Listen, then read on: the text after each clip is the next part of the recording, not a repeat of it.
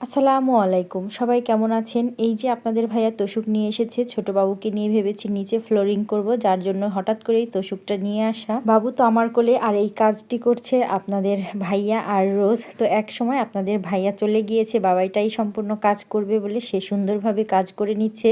প্রথমে তো তোশকটা বিছিয়ে নিয়েছে, তার উপরে একটা কাঁথা বিছিয়ে এই যে চাদরটা বিছিয়ে সবাই কিন্তু শুয়েও পড়েছে। আর আমাকে বলতেছে, মাম্মাম তুমিও আসো, আমি যদি যাই তাহলে এই কাজগুলো আর কে করবে। তাই বাবুকে তাদের কাছে রেখে চলে এসেছি। বাবাইটার জন্য চা করেছি, সে একটু চা খাবে। সন্ধ্যের নাস্তা বলতে গেলে শুধু যে চা বানালেই পার পেয়ে যাচ্ছি তা না, আবার কিছু রান্নাও করব। সবজি কেটে রেখেছি, মাছও ভিজিয়ে নিয়েছি।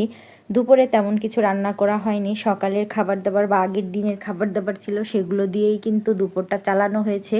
দুপুর চালানো গেলেও রাতের বেলা রান্না করতেই হবে, তাই সবজি কেটে কিছু টুকিটাকি রান্না করব, সেগুলো গুছিয়ে নিয়েছি। আর এদিকে চা মধ্যে মনে হচ্ছে যে চিনি কম হয়ে গিয়েছে, তাই আবার একটু চিনি দিয়ে নিয়েছি। যত যাই রান্না করি না কেন, আমার কাছে রাতের বেলা রান্না করতে একদমই ভালো লাগে না, সব থেকে বিরক্ত লাগে। তাই যত কষ্টই হোক চেষ্টা করি প্রতিদিন দুপুর সকালে রান্না করার জন্য।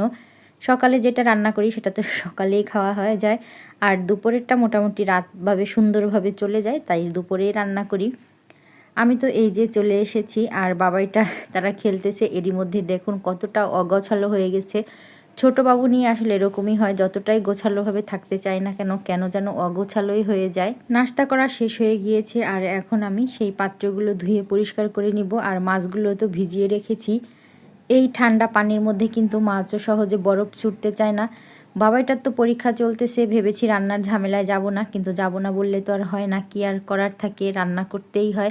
আমি শুধু তাদের কথাই চিন্তা করি যারা 12 মাস কাল রাতের বেলা রান্না করে, তাদের কেমন লাগে আসলে রাতে রান্না করতে।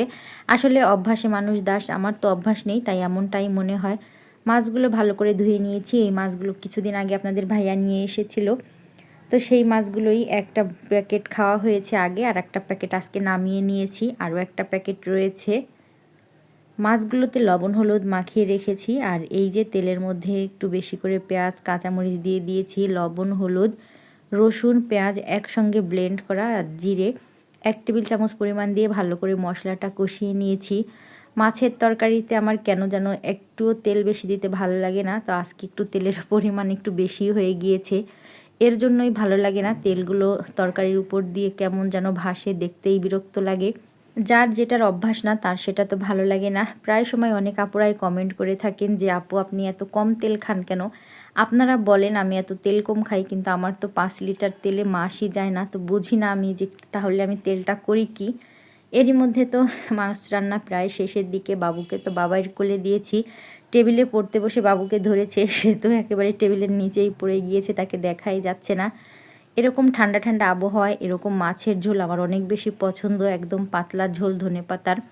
আলহামদুলিল্লাহ খেতেও কিন্তু অনেক বেশি মজার হয়েছে। এখন পর্যন্ত যে সকল আপুরা ভিডিওটি দেখছেন, ভালো লাগলে প্লিজ একটি লাইক দিতে ভুলবেন না। এরই মধ্যে আমার খাবার খাওয়া শেষ, আর বাবাইটাকেও দিয়ে দিচ্ছি। আজ এই পর্যন্তই, সবাই ভালো থাকবেন সুস্থ থাকবেন, পরবর্তী ভিডিওতে কথা হবে। আল্লাহ হাফেজ।